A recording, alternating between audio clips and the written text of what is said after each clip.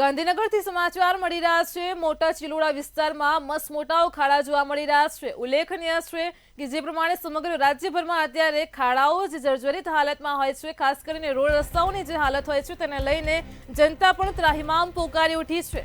તો રસ્તાઓ પર વાહનો ડાન્સ કરતા જોવા મળી રહ્યા છે। ગાંધીનગરમાં નાના ચિલોડા વિસ્તારનો આ વિડીયો છે। ગિફ્ટ સિટી બાજુમાં હોવા છતાં પણ રસ્તાઓ ખરાબ છે। અમદાવાદ અને અમદાવાદની આસપાસના જે વિસ્તારો છે ત્યાં ચિલોડા વિસ્તારમાં અત્યારે આપણે રોડ રસ્તા બતાવીશું। અહીં જે અત્યારે હાલ આપણે રિક્ષાની અંદર પસાર થઈ રહ્યા છે તમામ લોકો સામાન્ય અને ગરીબ વર્ગના લોકો છે તે ખાસ કરીને રિક્ષાનો સહારો લેતા હોય છે।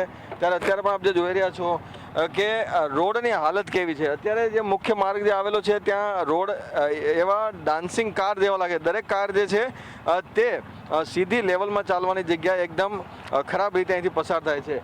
આપણે રિક્ષાના ડ્રાઈવર છે એમને પૂછીશું કે દરરોજ કેટલી તકલીફ પડે આ રીતે અહીંથી નીકળવામાં। બહુ તકલીફ પડે છે ખાડાના લીધે। અમુક પેસેન્જર બી વિચાર કરે છે કે પડી જવાની બીક લાગે છે, કંઈક વાગે તો જવાબદારી કોને એવું। તો નુકસાન પણ થતું છે આપણા ખાડામાં। હા, નુકસાન પણ થાય ને, રિક્ષાનું મેન્ટેનન્સ વધી જાય। રોજ પંચર પડી। કેટલી તકલીફ પડે કાકા?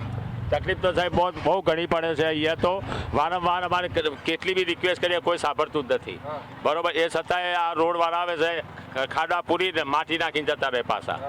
બીજું કંઈ છે નહીં, બસ અહીંયાથી રિક્ષા હટાવો, બીજી વાત જ નહીં। ટેક્સના પૈસા કંઈ બચાવતા નહીં, અમારા જો વસૂલ કરી આ લોકો। બે દિવસે રિક્ષાઓ જમા કરી છે, ડિટેલ કરી છે, પોલીસવાળા આવી, પ્લસ સ્કોડવાળા આવી, બધા આવીને બરોબર ટેક્સ તો અમારા જોડી જ વસૂલ કરીએ લોકો। રોડવાળા તો ખાલી આવીને જીસીબી લઈને આવીને આ લેવલ કરીએ, માટી નાખીને જતા રહે પાછા, બીજું કંઈ છે નહીં સાહેબ, બરોબર। તમે પેસેન્જર તરીકે બીક લાગતી છે ને આવા ખાડાવાળા રસ્તામાં? લાગે ને સાહેબ। કેટલી બીક લાગે?